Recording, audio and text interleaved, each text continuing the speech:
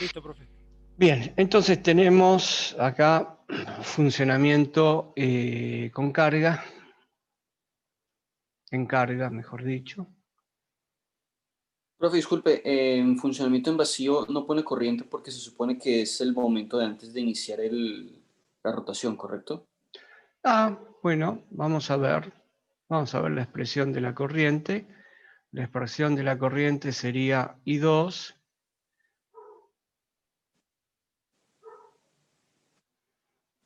Entonces vamos a ver S por E2 dividido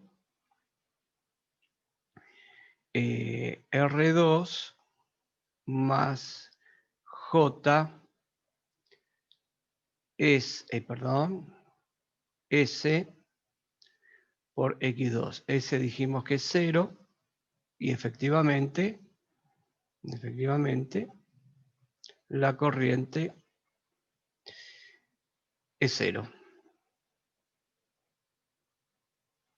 Muy bien.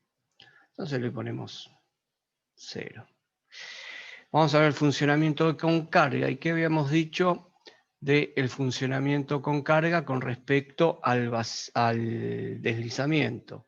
¿Cómo es este deslizamiento? Mucho menor que Exacto, 1. mucho menor que 1. Mucho menor que 1, me aparece entonces una corriente I2, que ahí sí, la corriente I2 va a ser S, va a aparecer el deslizamiento, dividido R2 más S por X2, y la puedo escribir, recuerden que la corriente la puedo escribir de esta manera, ¿no? Es otra forma de escribirla si divido numerador y denominador por S. Y entonces me queda coseno phi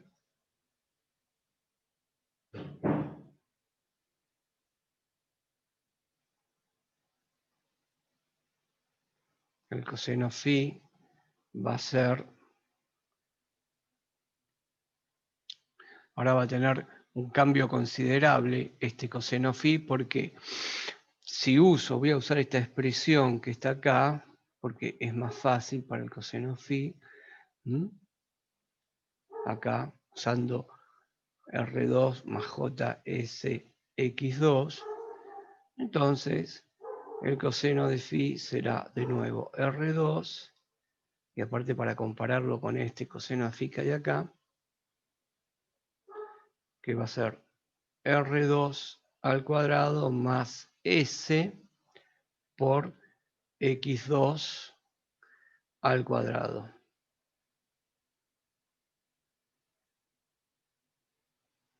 Todo al cuadrado. Por lo tanto, perdón, no todo al cuadrado, X2 al cuadrado, ¿no es cierto?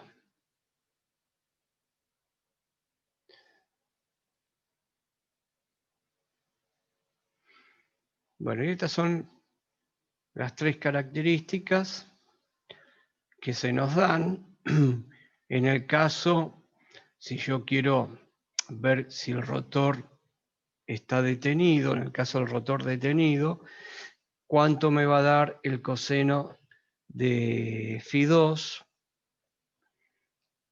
¿Qué expresión sería la del coseno de Φ2?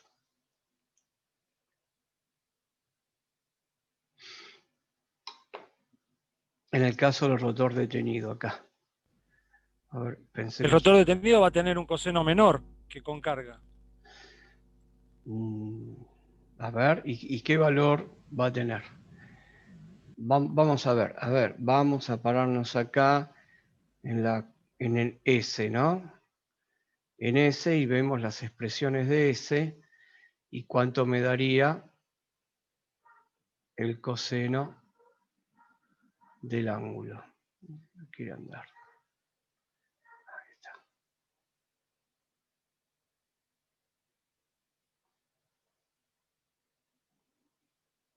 Vamos a separar acá.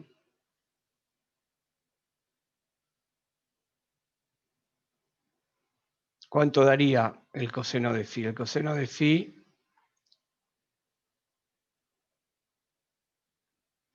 daría la unidad, ¿no? Porque miren la expresión del coseno de phi. La expresión del coseno de phi es esta que está acá. ¿Qué pasa si el deslizamiento es 0? ¿Cuánto me da el coseno de phi?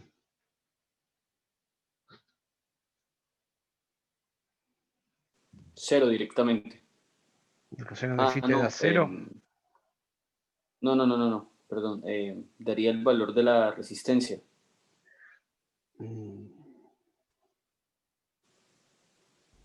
Daría 1. 1. Muy bien. Los que contestaron 1 acá, Néstor me mandó.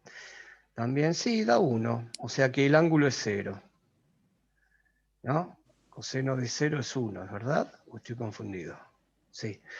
No, da 1. Coseno de phi es 1. Da 1. ¿No? Bueno, eso. Lo único que tenemos que entre este punto, tenemos que analizar ahora, si aquí sabemos que da 1, entre esta situación y esta situación, ¿cuál es la que me daría acá el ángulo φ2? Acá el ángulo φ2, para que el coseno de 0 es que el ángulo φ2 es 0.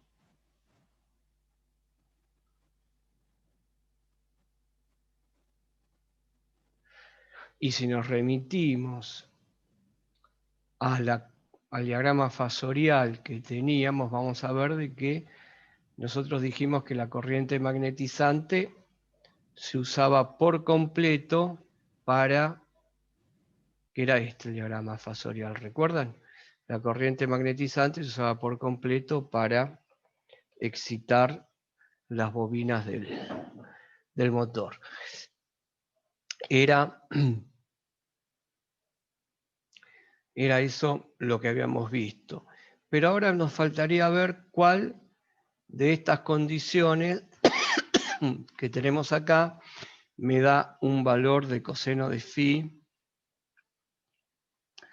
un valor de coseno de phi mayor. Si cuando está en carga o cuando está detenido. ¿Quién me va a dar? Si S es mucho menor que 1, el coseno de phi con respecto al funcionamiento, o sea, el valor máximo del coseno de phi lo tengo acá, es 1, ¿no es cierto? Bueno, entonces, entre estos dos, ¿cuál me va a dar un coseno de phi mayor? Entre los dos que tengo acá, cuando el motor Con está carga va a dar mayor para mí. con carga. Con carga da mayor. O sea que lo que podemos poner de acá, que le agregamos, que el coseno de phi2 con carga, le agregamos, ¿será mayor? ¿Será mayor? Sí. Y bastante mayor, podemos decir, que el coseno de phi2, que lo comparábamos con el rotor estando parado, ¿no es cierto?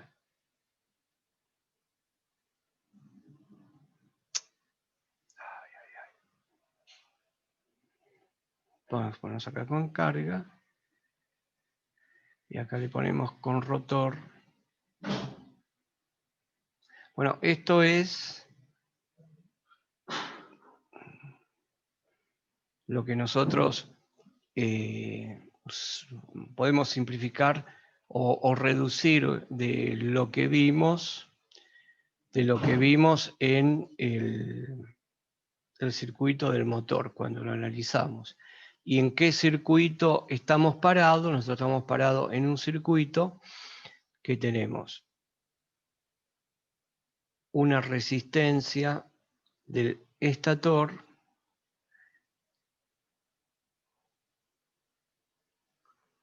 una reactancia de dispersión. Y se acuerdan que nosotros ayer hicimos este modelo donde colocamos las pérdidas en el hierro, la responsable de la magnetización, que es la reactancia de magnetización, y acá Profe, ¿esto ya es balance? quiero entrar a balance, sí, Ok. quiero entrar a balance. No, no le puse todavía, pero quería mostrarles que esto que hicimos acá, esto que yo tengo acá, es el resumen que nosotros usamos con este modelo eléctrico del motor, con este modelo eléctrico del rotor. Quiero separar ahí para que quede esto bien. Pero vamos a entrar ahora a balances de potencia. Me lo dejo ahí porque acá esto se comparte. Y vamos a ir acá a terminar el diagrama del rotor, del motor. ¿Y qué vamos a poner acá? ¿Se acuerdan que nosotros acá poníamos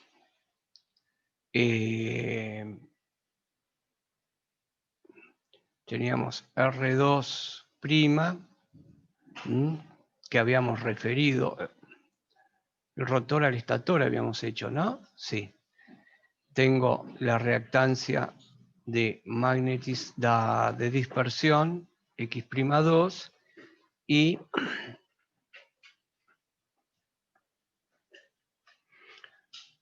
la resistencia de carga que me estaba representando la potencia, ¿no? Era R2' por 1 menos S sobre S, la R de carga, y acá tenemos la tensión de la red, acá tenemos la corriente en el estator, acá tenemos la I2', y bueno, ahora vamos a ver qué pasa en el estator y en el rotor. Entonces vamos a poner balance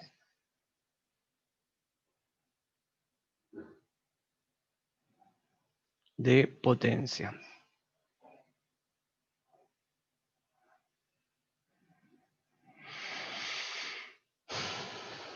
Balance de potencia.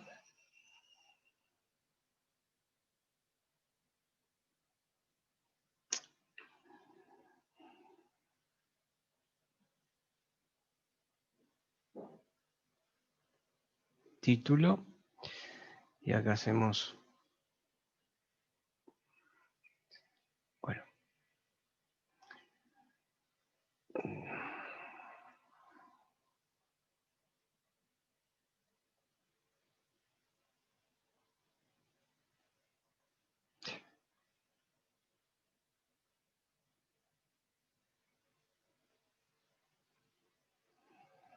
ahí está.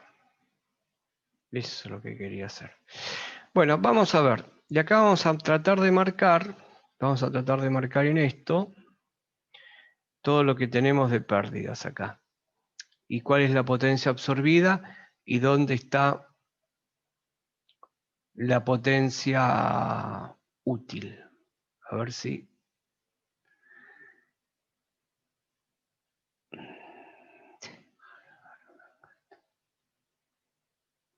Bueno, muy bien. ¿Dónde estaría la potencia absorbida? Acá. Si yo tengo que representar de qué lado está la potencia absorbida. No está andando bien mi máquina.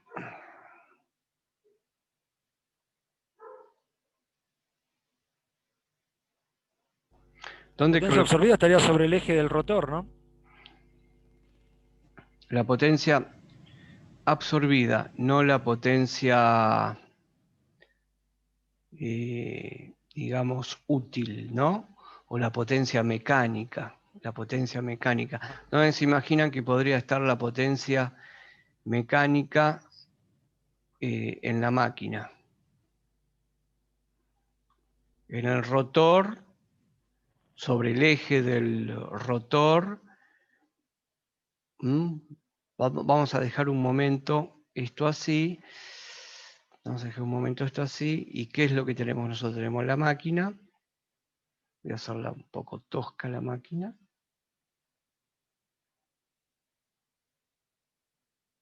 Exacto, exacto, exacto, Néstor. Acá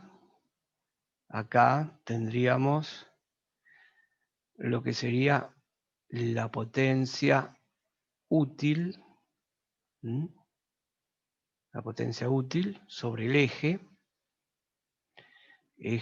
del rotor. Y a donde tenemos la entrada de los 220, acá tenemos la potencia absorbida. Y claro, hay la potencia entre la potencia absorbida, ¿no es cierto?, es igual a un montón de pérdidas que tengo más la potencia útil, ¿no es cierto? Y eso es lo que vamos a ver ahora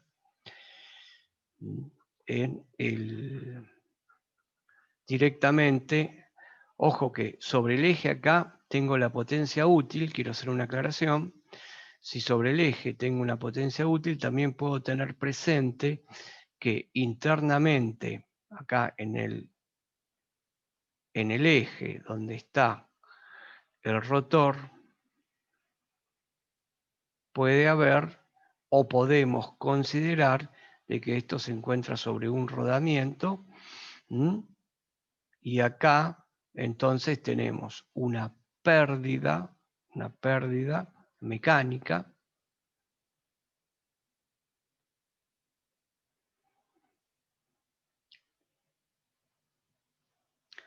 Entonces tenemos potencia útil, pero hay una pérdida mecánica y hay una potencia que es la que realiza el trabajo.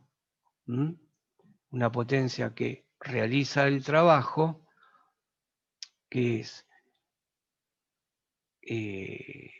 la pérdida mecánica más la potencia útil.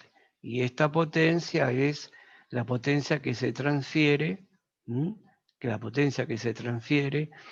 del estator a rotor a través del entrehierro. Y también consideremos que acá tenemos pérdidas en el cobre, en el rotor, y también tenemos pérdidas en el hierro, en el rotor. Ahora esto lo vamos a ver bien en el modelo que está acá y vamos a hacer una especie de diagrama de flujo con todas las potencias que involucran en el motor, en el funcionamiento del motor. Ustedes habrán visto que yo les mandé un apunte de la UTN, no sé si lo vieron eso, si les llegó. Sí, sí, llegó. Bueno, ¿En dónde lo estoy publicó, profe? ¿Qué habla? y en el de máquinas eléctricas. Ah, fue seguramente el que publicó hoy, ¿no? Creo que ayer, ¿puede ser? Creo que ayer.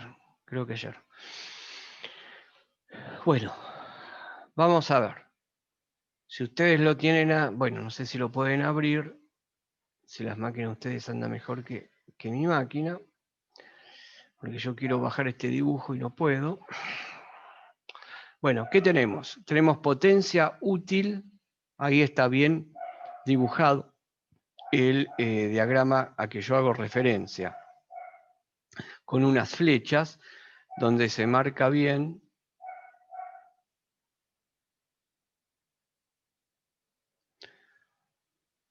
por ejemplo, vamos a poner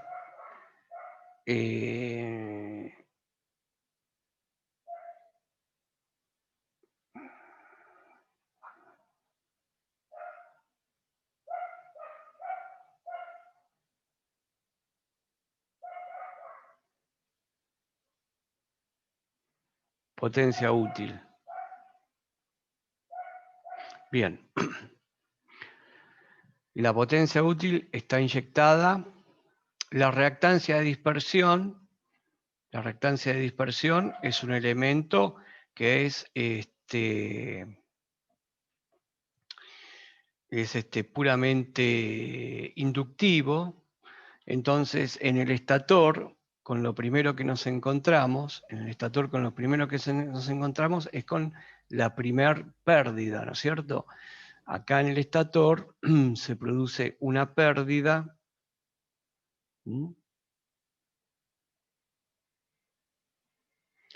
por el cobre. Se produce una pérdida de potencia por el cobre del estator. Aquí con la bobina no ocurre eso, la reactancia de dispersión. ¿Y con qué otras pérdidas nos encontramos? Y nos encontramos con pérdidas en el hierro, en el estator, y las pérdidas en el hierro, en el estator, están representadas por esta resistencia. Esta resistencia que está acá me está representando pérdidas por el hierro en el estator. Voy a usar el mismo color que usé ahí arriba. Una consulta, profe.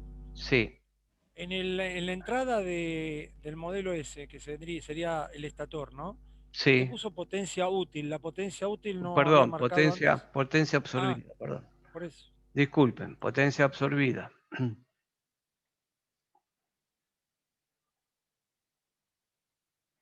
Potencia absorbida de la red. Y esto que pongo acá son las pérdidas en el hierro. Le pongo el 1, que es el rotor. Bien, entonces, lo que podemos hacer ahora es abajo hacer como una línea y ver qué es lo que está pasando a medida que yo estoy avanzando de el estator. ¿Qué es lo que tengo? Tengo potencia absorbida.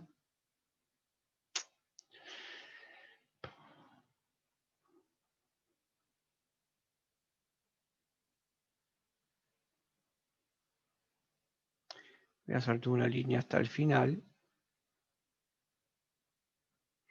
porque ahí voy a ver todo el comportamiento. Entonces, tengo potencia absorbida.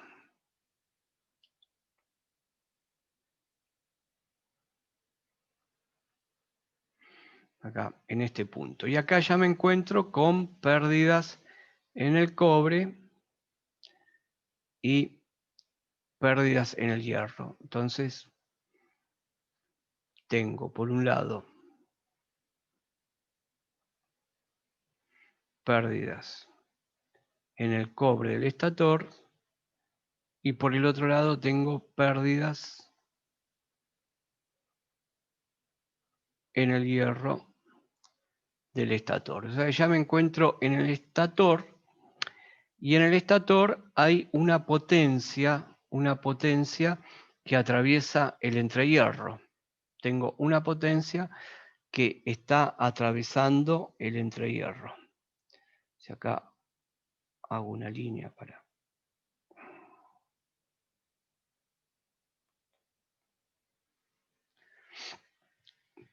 para hacer una división entre estator y rotor imaginaria en mi circuito eléctrico, yo acá voy a tener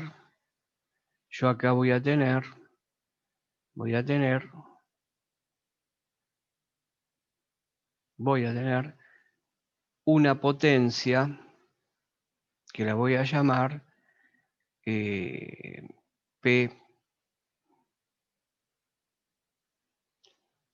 PS, P sub S, ¿qué va a ser esta potencia que está acá?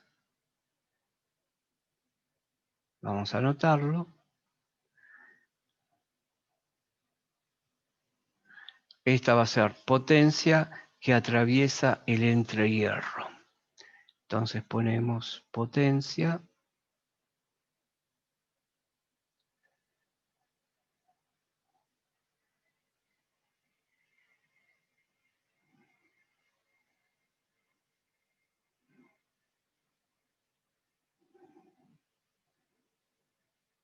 Muy bien. Potencia que atraviesa el entrehierro.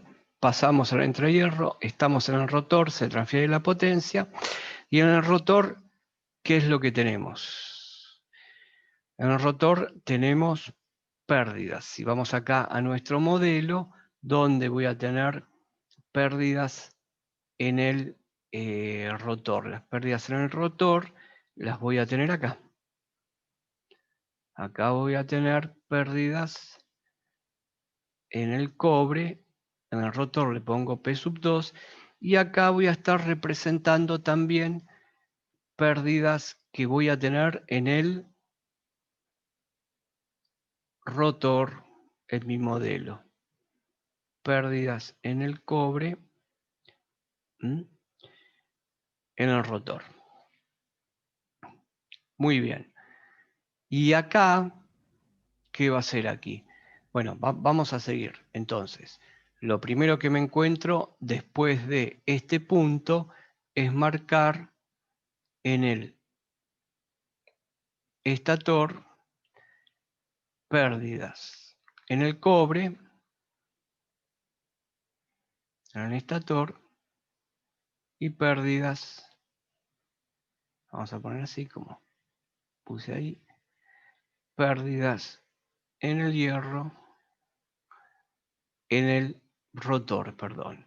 Ahora, estas pérdidas en el hierro que tengo acá, son muy despreciables. Estas pérdidas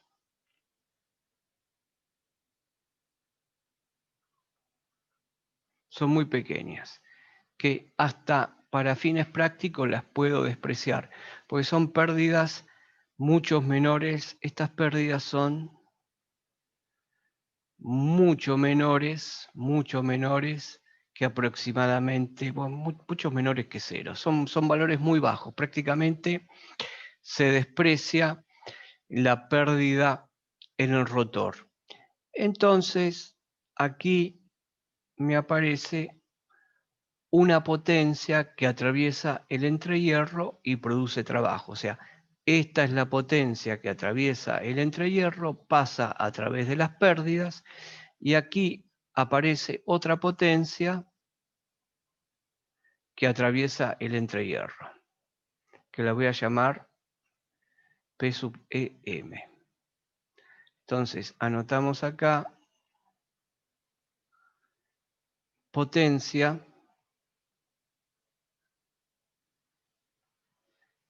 que atraviesa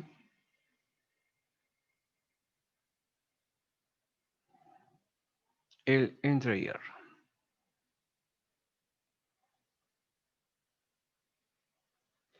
Muy bien. Esta potencia que atraviesa el entrehierro es la potencia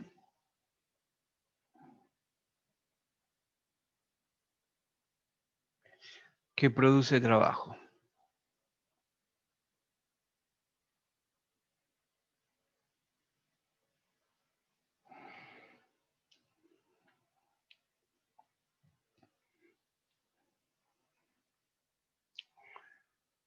Muy bien. O sea que lo que estoy teniendo acá con esta potencia que atraviesa el entrehierro, estoy hablando de una potencia mecánica.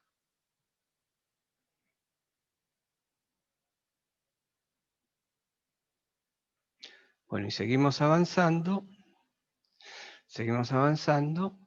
y esta potencia mecánica, puede haber fricción, todavía no llegué a la potencia útil, entonces puedo encontrarme acá que tengo unas pérdidas mecánicas en el camino. Fricción. Acá me voy a encontrar que tengo pérdidas mecánicas. Y recién aquí voy a tener, potencia útil.